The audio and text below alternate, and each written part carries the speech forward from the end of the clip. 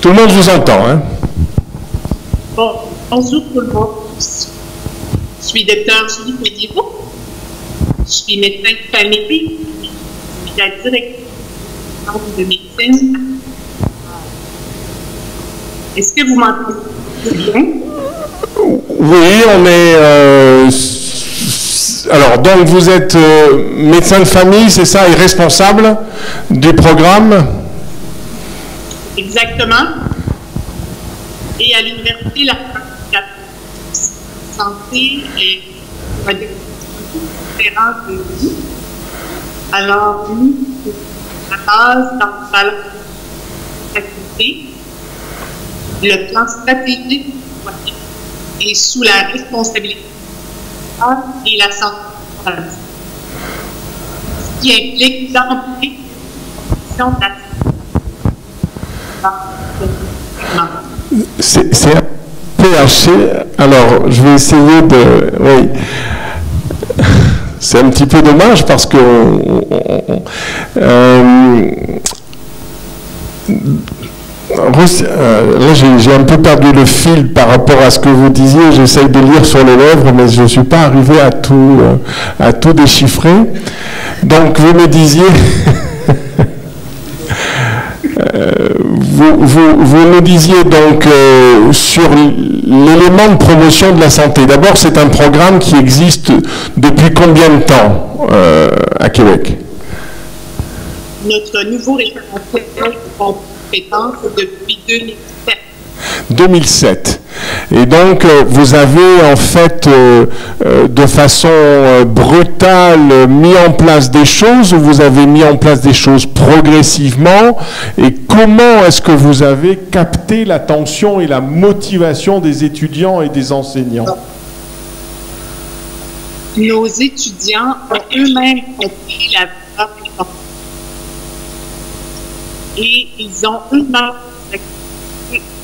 de promotion de la santé. Par exemple, sans que chaque cours, ils vont faire avec des jeunes lecteurs la promotion de la santé. Ils vont dans les donc chez nos jeunes rencontrer les enfants de l'école. D'accord. Pour parler des habitudes de vie. Mais la question qui se pose pour nous, c'est que nous, on a mis en place en fait un programme de formation pour nos étudiants de troisième année pour qu'ils comprennent ce que c'était la promotion de la santé, puisqu'ils auront eux-mêmes à réaliser des actions. Est-ce que vous les avez formés avant? Ou est-ce que c'est quelque chose de naturel dans votre culture? Les deux. C'est-à-dire alors, comment vous les avez formés? Vous les avez formés dès leur entrée en pré-med, en fait, dès leur entrée à l'université, c'est ça? Oui. Et donc c'est un programme qui est en fait, qui s'inscrit dans leur cursus. C'est ce que vous me signaliez par mail. Ils avaient un certain nombre d'heures à effectuer, c'est cela? Oui. Et donc c'est eux-mêmes qui créent les actions. Les deux. C'est-à-dire? Nous avons des cours d'apprentissage. Nos étudiants doivent aller dans l'activité par action et de façon parallèle, ils développent eux-mêmes des initiatives pour faire du. C'est extrêmement intéressant. Et est-ce qu'il y a, on va dire, une rétroaction par les pairs? C'est-à-dire, avant qu'ils... Est-ce qu'à chaque fois qu'ils créent, ils ont un référent et est-ce que ce référent est thématique par rapport à la question abordée, ou est-ce qu'il est simplement référent par rapport à la méthode de construction du message?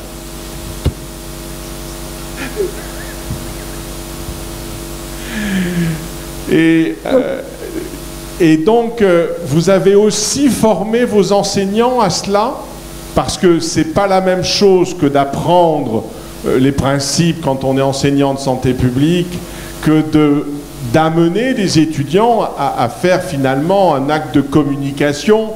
Alors, pardonnez-moi le mot, mais un peu marketing quelque part, pour que derrière les enfants ou les jeunes adultes retiennent, et de façon rémanente, entre guillemets, les conseils, c'est ça? La promotion de la santé est vraiment plus importante dans nos valeurs et dans le soin de santé. Ce n'est plus juste la sphère de en santé publique, c'est la réponse aux 5 premières.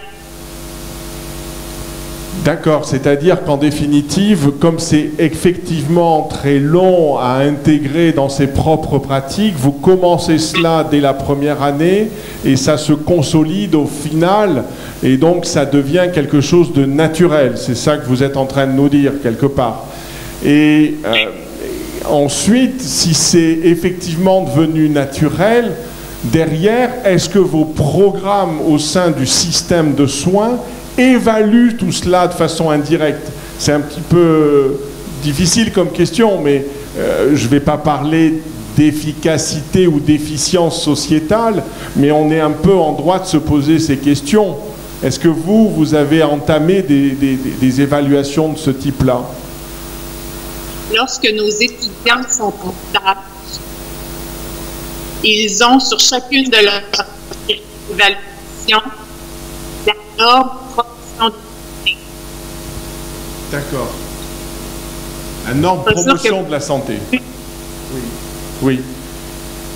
Arnaud, tu voulais poser quelque chose par rapport à tout ce qui est nutrition, activité physique peut-être sur...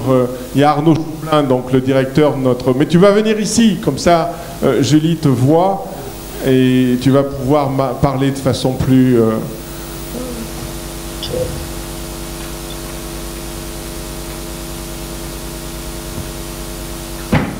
puisque tu nous as proposé un programme de formation particulièrement séduisant. Vas-y, assieds-toi. Bonjour. Je travaille avec l'équipe de physiothérapeutes Pavillon Vendry. Et on a un partenariat notamment avec Sylvie Lapierre.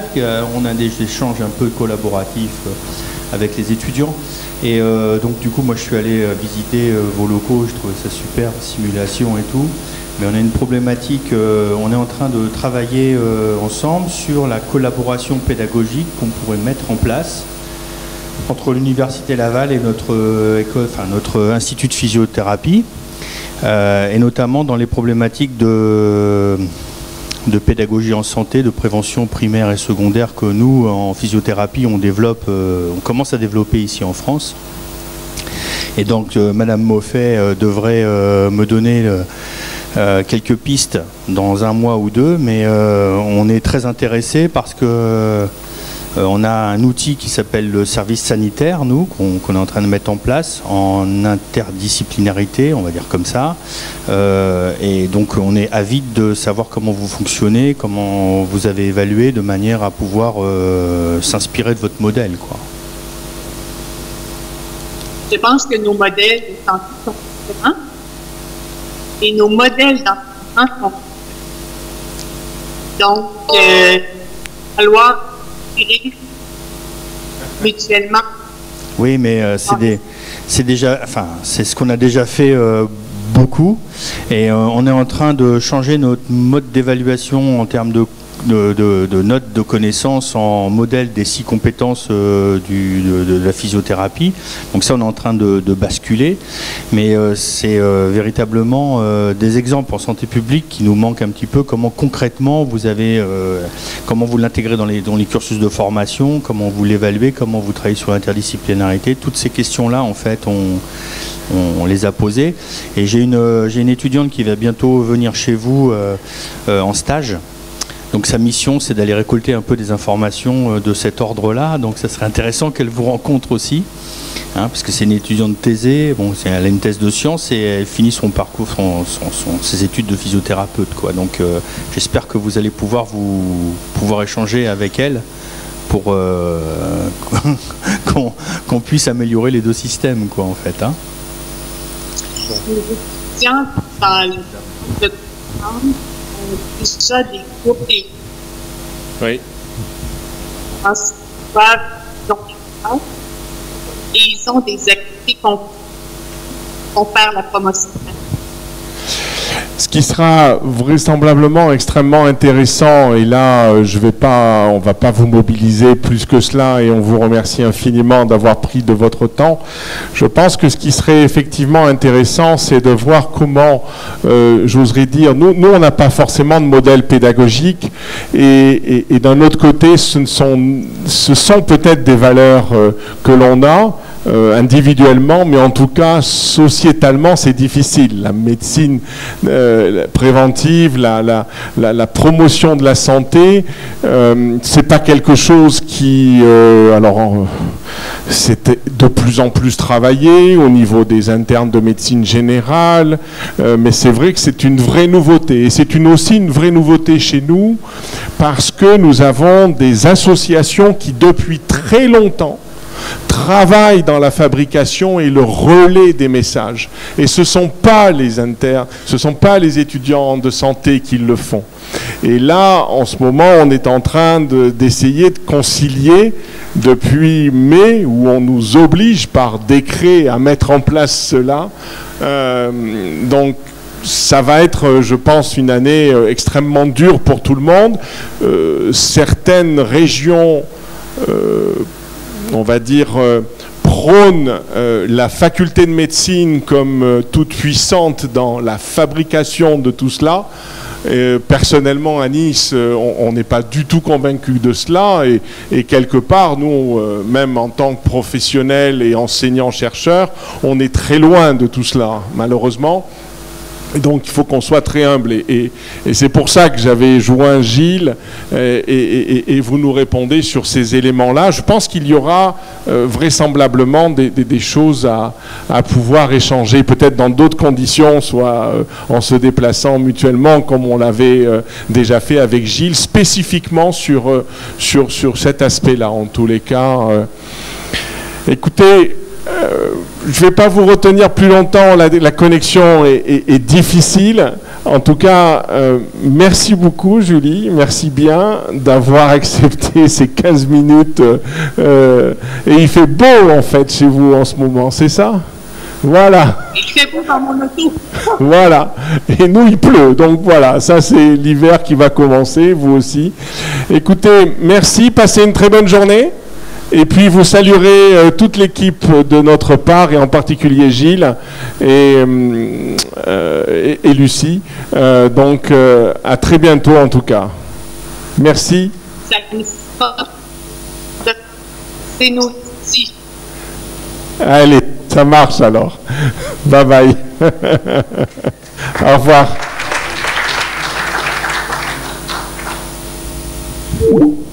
Désolé de la qualité. Quand on a échangé avec Julie, on a échangé par mail, et elle m'a dressé en définitive tout le parcours que les étudiants font. Et je ne dis pas qu'on est à l'opposé, on est dans une autre planète. C'est assez intéressant de constater ça, parce que nous, on est très, très normatif quelque part. On a un cadre, on rentre dans ce cadre.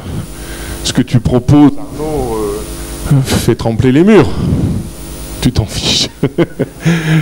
Mais justement, je pense que c'est extrêmement important cela, que nous puissions ensemble finalement orienter. Alors le L3, les gens sont déjà déformés ou pas formés, et on verra comment les choses évoluent, mais c'est vrai que ça méritera, on va dire, des interactions très fortes, parce que si ça ne marche pas, il va falloir qu'on se pose des questions, mais comme on n'évaluera pas si ça marche ou pas, Là, on a choisi le fait que nos étudiants de M1 puissent coacher des groupes. Les étudiants de M1 se sont rapprochés des étudiants de médecine ou de kiné, et donc c'est le grand point d'interrogation. Donc la grande découverte, ça sera lundi matin, c'est clair. Et à partir de là, les choses vont aller très très vite pour eux, avec des phases d'auto-formation. Ils n'ont jamais été formés à l'auto-formation, je suis désolé. Donc ils vont se retrouver à écouter des films toute la journée. Et je suis très craintif, je le dis, je me fais enregistrer, vous pouvez le diffuser sur YouTube ce soir. Je suis extrêmement craintif sur tout cela, sur le message au final. Mais bon, c'est une façon à la française. Maintenant, il fallait bien commencer un moment. En tout cas, le questionnement, on l'a grâce à vous tous. Il est bientôt 18h. À 8h du matin, il y avait plus d'entrain dans l'amphi, c'est clair. C'est peut-être une journée très longue. On va peut-être conclure. Jean-François, tu voulais dire quelque chose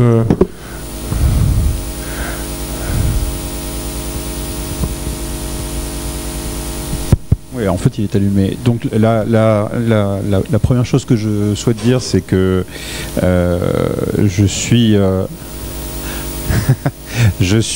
désolé d'avoir été amené à sauter une partie très certainement fort intéressante de la journée. Pour autant, ce que j'ai réussi à récupérer sur la partie à laquelle j'ai eu la chance et le plaisir d'assister, c'est-à-dire cette deuxième partie de journée, et dans l'attente de ce qui va se passer demain, me conforte sur le fait que s'il y a quelques années, on a fait un pari qui était celui de lancer cette conférence, je persiste à être tout à fait positif sur le fait qu'on avait raison, et on a tout à fait intérêt là-dessus à continuer de thésauriser. D'une part parce que, ne serait-ce que par exemple dans l'après-midi, un petit message très sympathique qui nous a été envoyé de San Francisco par Hélène Michel, qui fait partie aussi de la grande famille Segamed, et qui ne pouvait pas être là puisque le don d'ubiquité pose problème, la preuve moi ce matin. Donc elle est à San Francisco. Moi j'ai réussi à venir malgré mon conseil scientifique d'une part et les gilets jaunes d'autre part, voilà, donc j'étais là, mais Hélène de son côté en fait a insisté aussi pour nous faire passer ce message. Ce que je retiens, c'est qu'il y a eu cette composante aujourd'hui tout à fait intéressante, et j'aimerais Pascal qu'on puisse vraiment entériner ça, c'est-à-dire que soient vraiment très présents les travaux d'étudiants, soient vraiment très présents les productions qui sont autant de validation. On dit souvent que le mouvement se démontre en marchant. On a eu sur nos premières années Segamed la capacité à tirer, et on continue de le faire, des auteurs on va dire sérieux, de jeux sérieux. Moi, ce que j'apprécie énormément là-dedans, c'est le côté frais et renouvelé qui est celui que vous avez été, par exemple, nos amis en école de kiné, capables de nous montrer tout à l'heure, il y a quelques instants. Et ça fait partie, je dirais, des éléments de démonstration qu'on avait en grande partie raison de faire ce qu'on a décidé de faire. Et merci Arnaud de faire en sorte qu'une institution pédagogique considère que c'est une opportunité sur laquelle il faut sauter à pieds joints, sur laquelle il faut se décider aussi quelque part embarquer de façon inclusive et très large. J'ai beaucoup aimé ce qui a été dit tout à l'heure, hein, parce que quand tu mentionnes le fait que c'est pas d'électif, c'est pas, etc., ils restent le soir, ils font quelque chose.